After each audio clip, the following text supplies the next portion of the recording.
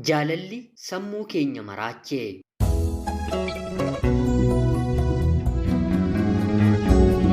Yooyyaa ashamaa akkam jirtu kabajamtootaaf hordoftoota qophii keenya. Nagaaf jaalalli tokkummaan bakka jirtan hundaatti hunda keessaniif haa ta'u jechaa guyyaa har'aallee seenaawwan nama barsiisan bashannansiisan keessaa tokko isiniif qabadheen dhiyaadheeraatii hanga xumura qophii kanaatti laayikii fi sheer akkanumallee sabiskiraayib gochuun na waliin tura.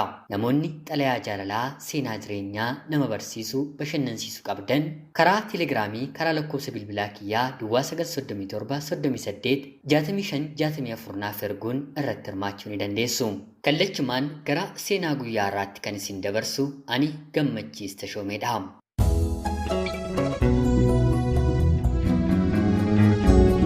Yeroodhaaf maqaa kiyya himachuun barbaadu kanan dhaladheetti guddadhee jiituu magariituu Oromiyaa keessatti barnoota kiyyallee kutaa 1 hanga 12tti maatii kiyya bira taa'een ergan baradhee booda kutaa 12ffaa booddees qabxiin maatirikii kutaa 12ffaa naaf dhufee gara yuunivarsiitii seeneen barachuun eegale.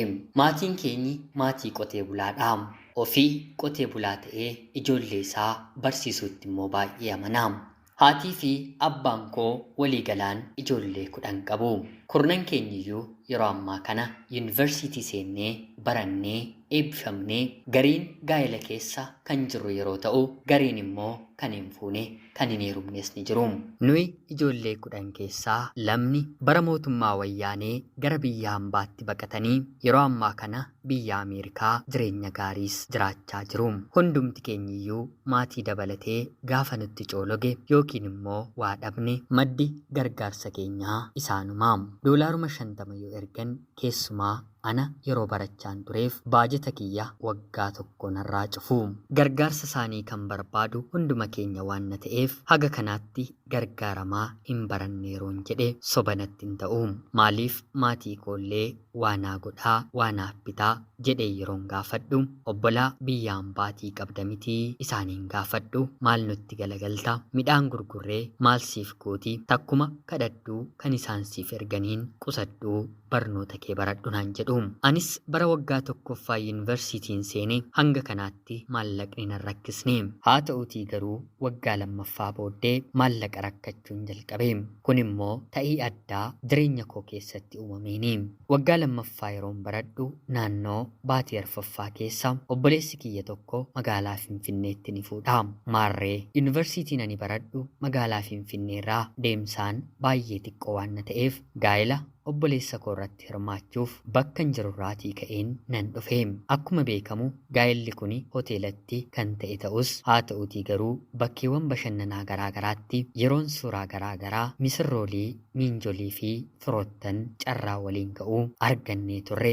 Guyyaa kana obboleettiin misirroo yookiin immoo obboleettiin haadha manaa obboleessa koo wal fuudhanii achirratti argamtee turte. Yeroo jalqabaaf guyyaama kana wal barre. Haa ta'uutii garuu nutu wal baruu dadhabeera malee mooraama yuunivarsiitii tokko keessa lamaan keenyu ollee bullaa. Ani waggaa lammaffaan baradha isheen immoo reefu fireeshii waggaa tokkoffaa dhufteetti. Haati manaan obboleessa koos wal nu barsiistee wal gargaaraa kanaan booddeessin fira tokko nuun jettee wal nu barsiiste. Kana dura miira dubartiitti dhiyaachuu sodaa xiqqoo of keessaa qabaadhus haa ta'uutii garuu ishee kana akkuma firaatti walittiin siiqa jedheen silaas fira mitiire firummaan walitti siiqnee bakka cidhaa kanatti baay'ee waliin haasofne. Kanaan guyya 3 bullee wanta firoottan nuuf kennan qabannee gudunfannee gara yuunivarsiitii keenyaatti wal qabannee deemne. Kanaan anis bilbiluu fi isheenis naaf bilbiluu eegalte. Akka carraa ta'ee barnoota piriinjinariingii yookiin immoo barattoonni injinariingii baratan fiildii yookiin immoo dipaartimentii mataa isaanii otoo hin filatiin dura walii galan kan baratan barachaa jirti. Ani immoo waggaa dura baradheera. Maarree gaaffii isheen na gaafattuun assaayimentii barbaadduun hojjechuu fi deebisuu fi bakka hin galleefiitti qayyabachiisuu daree duwwaa keessa lamaan keenyi sa'aatii dheeraaf waliin dubbisuu waliin ooluu anaa fi obboleettiin haadha manaa obboleessa koo waliin dabarsuu eegalle. Kun isheettis baay'ee toleera anattis baay'ee natti tole. Hiriyoota biyyaa waliin dhufne kana dura waliin baanee gallu waliin qayyabannu nan qaban ture. Haa ta'utii garuu ergan ishee argadhee nan dhiiseeni. Isheen illee akkanuma ijoollee doormii ishee waliin baatee galtee dubbisti ture. Haa ta'utii garuu isheenis erga anaan argattee isaaniinis dhiiste. Seemisteera tokkoffaa miid egzaamiis faayinaaliis qormaata haala gaariitiin deebistee qabxii gaarii fiduun dipaartimentii barbaaddus filattee akka filannoo isheetti galte. Haa ta'utii garuu kan koo waliin garaagaraa. Ta'us garuu barnoota tokko tokko kan ani baradhe isheen waan na fudhattuuf seemisteera lammaffaallee ishee qayyabachiisuudhaan yeroo koo dabarsuu ofiis barnoota kootti jabaachuu ittiin fufee. Isheef waggaan tokkoffaa anaaf immoo waggaan lammaffaa bifa kanaan dhume. Kanaan gara biyyaatti boqonnaa gallee. Si'a kana akka barbaadan wal argachuu waliin bahanii waliin galuun hin jiru mitiire yaaduuniin eegalee. Haa ta'utii garuu eenyuun akka yaadu eenyumatti iyyuu himuun balaa akka ta'e keessi koonatti maam. Kanaan gaafan baay'ee yaaduu fi yaaduun sammuutti na bahu nan bilbilaa fi isheenis miira duraan natti haasoftu na dubbistuun alatti baay'ee laaffattee na haasofsiisuu itti fufte.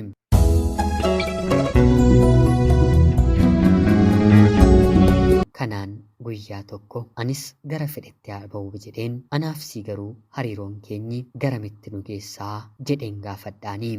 Yeroo kana isheenis gaaffiin kun anaafuu abjuudha. Abjuutti illee natti dhufee gaaffii natti ta'a. Bara jireenya koo keessatti akka kee dhiirri itti dhiyaadhe hin qabu jettee natti haasofte.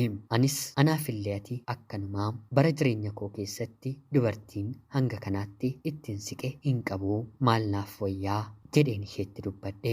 Kanaan isheenis anoon beekuu garuu egeree keenya yeroon ilaalu baay'een sodaadhaa. Keessi koo baay'ee sitti siqeeraa. Halkan guyyaa sumayyaadaa. Maaliif dursinee ati mana obboleessa kee ani immoo mana obboleettii koo dhaqeen haga tokkollee waliin hin dabarsinuu jettee na gaafatti. Yeroo kanatti anis fulbaanni otoon gahiin obboleessa kiyyaaf bilbileen ganna baadiyyaa keessa taa'uun na jibbisiiseera. Ifaanis yeroo garaagaraa badee dhufaa hanga barnoonni banamutti qayyabachuu waan hin qabuuf sibiran dhufaa jedheen gaafadheeni. Yeroo kanannis koottu homaa rakkoon qabu jedhee na waame. Isheenis obboleettii isheetiin sababa uumtee gara magaalaa Finfinnee dhufte. Lamaan keenyuu mana obbolaa keenyaatti wal argine. Waliinis gammaduu, waliinis kolfuu kan duraan yeroo yuunivarsiitii jirruun olitti yeroo bal'aa waliin argachuu eegalle. Sababiin yeroo bal'aa arganneef immoo obboleessi kiyyas haati manaansaas bakka hojii oolu. Nuti mana oollaa. Yeroon ulfaataa lamaan keenyaaf sa'aatii kana ture. Anaa fi obboleettiin haadha manaa obboleessa koo jaalalatti kufne. Yaaddoon biyyatti nu gaggabsaa ture. Amma gara sireetti nu fudhatee darbee siree obboleessa koo irratti kabaja isheen fudhe. Yeroo sanarraa kaasee jaalallee maaliitii darbinee haadha manaaf abbaa manaa waliif taane. Haalli kun baay'ee ulfaataa ta'us haa ta'uutii garuu uumamni gidduu keenyatti carraa akkanaa uumuu dandeesse. Anaa fi isheen wal dhiisuu hin dandeenye. Daran jaalalli keenyi sodaa of keessaa waan na qabuuf jabaachaa guyyaadhaa gara guyyaatti dabalaa deeme. Yeroon barnoota keenyaas gahee gara yuunivarsiitiis waliin imallee. Ani obboloota hedduu qabus haa ta'uutii garuu hagashee maallaqni naaf hin ergamu. Isheef abbaanis haatis obboleettiinis dabareedhaan erguufi. Kanaaf mooraa yuunivarsiitii keessa doormii buluun nu jibbisiisnaan haala barbaanne akka barbaanne ta'uuf otoo yuunivarsiitii barannuu mana kireeffannee. Maallaqni warri ishee erganii fi nuyin mitii nama biraayyuu dabalee jiraachisuu ni danda'a. Waan hunda mana keessa guuttannee barnoota keenya barachaa akka haadha manaaf abbaa manaa taanee waliin jiraachuu itti fufne. Mooraa yuunivarsiitii keessa anaaf isheen walammannee deemnaa. Laayibrarii waliin seennee qayyabannaa. Bakka hundatti anaaf ishee waliin argamnaa. Kanaan otuma jennuu akka tasaa ta'ee yeroo tokko ulfi gadameessa ishee keessatti ni uumamaa.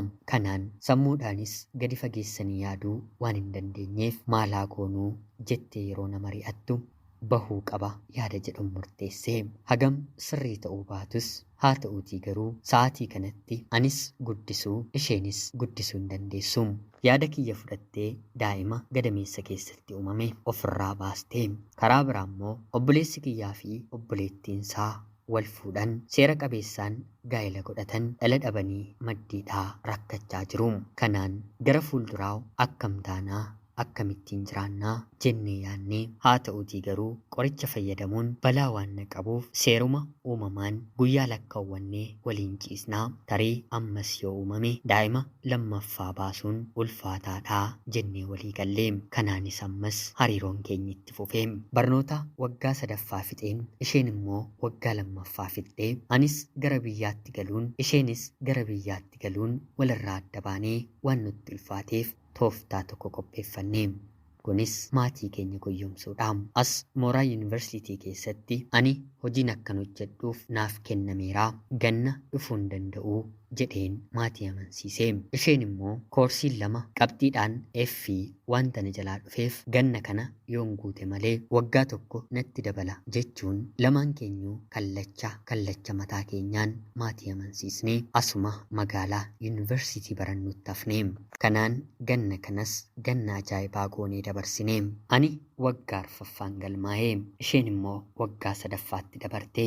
Kanuma keessa qabxiin lamaan keenyaa immoo ajaa'ibadha. Barnootatti anis hin qoosu isheedhaanis akka isheen qoostu hin godhu. Tarii bor yoo carraan waliin jiraachuu keenya argame karaa maatii keenyaa dhiibbaan waan nurra gahuuf lamaan keenyi garuu bakka gaarii gahuu qabna jedheen karoorsee qabadheera.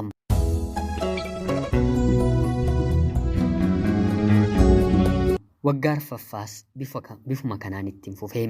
Haa ta'uutii garuu si'a kana dogongoraan ammas daa'imni gadameessa ishee keessatti uumama. Kanaan guyyaa isheen natti himte anis nanna'ee isheenis ni naate.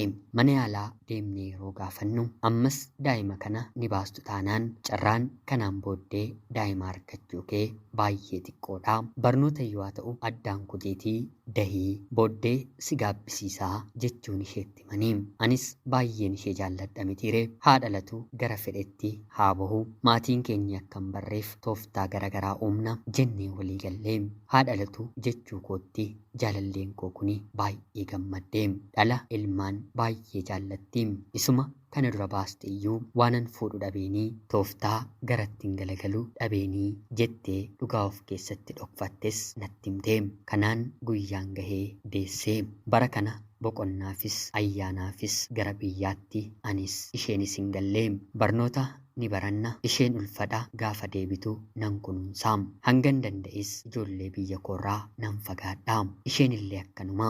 Kanaan nagaadhaan naaf deessee. Ganna ammas ani tooftaa uumeen isheenis tooftaa uumtee asumatti hafnee. Akka carraa ta'ee yeroon da'umsa ishee faayinaal egzaamii yookiin immoo qormaata xumuraa yeroo itti qoramuu keessa ture. Barsiisota gariin kadhattee qabxii koontiineesii 50 qabdu gara faayinaaliitti yeroo jijjiiranii fi barsiisaan tokko garuu ishee didee deessee guyyaa 12tti deemtee qoramtee qabxii A's argachuu dandeesseetti. Kanaan isheen waggaa 4tti dabarte ani immoo gara waggaa 5ffaatti darbee. Si'a kana kaa nutti ulfaachuu jalqabee. Daa'ima akka manaa qabnu eenyuyyuu hin beeku. Anis nan baradha isheenis ni baratti. Akka tasaa ta'ee dabareen barnoota lamaan keenyaa walirra yoo bu'u carraa buufannee daa'ima eeguuf yookiin isheen manatti hafnee daa'ima eegnaa. Yoommoo garaagara ta'ee dafnee dhufnee wal jijjiirraa. Kanaan anis baradheen eebbifame isheen haga eebbifamtutti immoo waggaa 1 achuma magaalaan baradhe keessa nan eegeeni. Obboleessi kiyya as koottuutii hojii barbaaddadhu jedhee na gaafatus haa ta'uutii garuu otoo hojiin argatiin sobeen mindaa xiqqeesseen hojii akkanaa argadheeraa jedheen isattis beeksisee. Kanaan jireenyi koo itti fufee. Jaalalleen kiyyas eebbifamtee xumurtee. Maatiin ishee dhufanii eebbisanii haa ta'uutii garuu dahuu ishee namni tokkollee namni nurratti bareeru hin jiru. Kanaan erga dabarsinee booda erga eebbifamtee sababni ittiin magaala kana turru waan hin jirreef tooftaa addaa malachuu qabna jennee walii gallee. Kunis ani hojiirraa akkan ari'ametti isheen immoo maatii bira guyyoota muraasa turtee hojiin barbaada jettee Finfinnee obboleettii ishee bira akka dhuftu erga obboleettii bira dhuftee immoo kaadhimaa koo waliin hin jiraadha jettee akka biraa baatee waliin jiraannu walii gallee haala danda'amuun iccitii keenya oksine nuuf milkaa'eesi. Kanaan obboloota kiyya biyya hambaa jiranitti bilbileen hojii dhuunfaa jalqabuun barbaadaa maallaqa naaf ergaa jedheen baatii 2 kadhadheen lamaan isaaniiyyuu wal ta'uun qarshii 50,000 naaf erganii maalan hojiittiin eegalaam. Daa'ima koof haadha manaa koof waan isaan barbaadanii guuteen isa kaan immoo hojii barbaaddachuu eegalee. Kanaan akka tasaa ta'e isheen ana dura argattee kan koos rabbi jira jedheen otoon barbaaddadhu anis hojii xiqqoo tokko argadhee. Kanaan daa'imni keenyis mana barumsaa galtee. Ammaan kana gaa dubbiin yerootti dhuka'u gahee. Obboleessi kiyya akkam fuudheeru bira gahee malee eenyuun akkam fuudhe hin beeku. Obboleettiin ishees akka heerumte kaadhimaa qabdu beekti malee eenyutti akka heerumte hin beektu. Qorachuuf jaarsi hin argamne naaf baraa jettee isheen hin beeksisne garamitti beeksisnaa. Kanaan otoo jennuu obboleessi kiyyaa fi haati manaansaa dhala dhabuurraa kan ka'e waan qaban adda baafatanii gaa'elli isaaniis adda qoodame. Yeroo kana gaa nutis dubbachuun sodaanne akka waliin jiraachaa jirru itti himne maatiin ollaan firri iskoo safuu jedhee nuti garuu aadaa duudhaa keenya cabsinus daandiin jaalalaa garuu akka walitti jabaannuuf malee akka walirraa adda baanuuf karaa waan nuuf hin qopheessineef hanga har'aatti safuu diignee isheen maatii isheerraa ani maatii koorraa araara dhabeen waliin immoo jiraachaa jirra.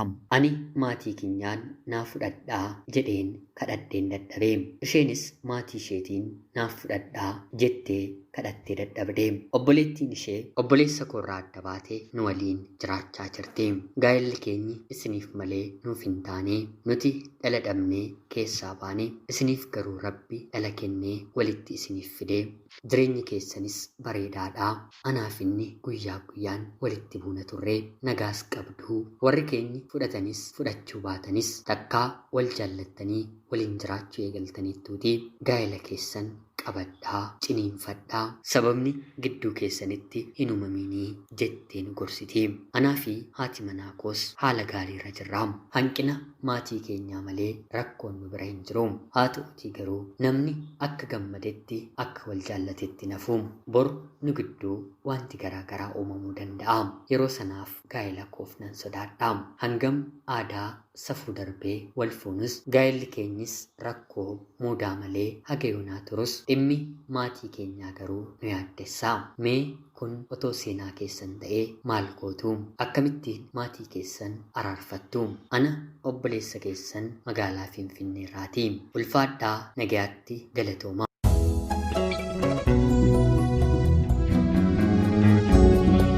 Egaan jaalatamtootaaf hordoftoota qophii keenyaa seenaa guyyaa har'aati illee waa hedduu akka barattan akka hubattan homaa shakkii tokko illee hin qabu. Obboleessa keenya seenaa kee kana nuuf qooduu keetiif guddaa galatoomi jechaa kabajamtootaaf hordoftoonni qophii Oromiyaa 24 yaada keessan irratti hirmaadhaafi jechaa qophiin guyyaa har'aaf isiniif qabadheen dhiyaadhe illee kanuma fakkaatti.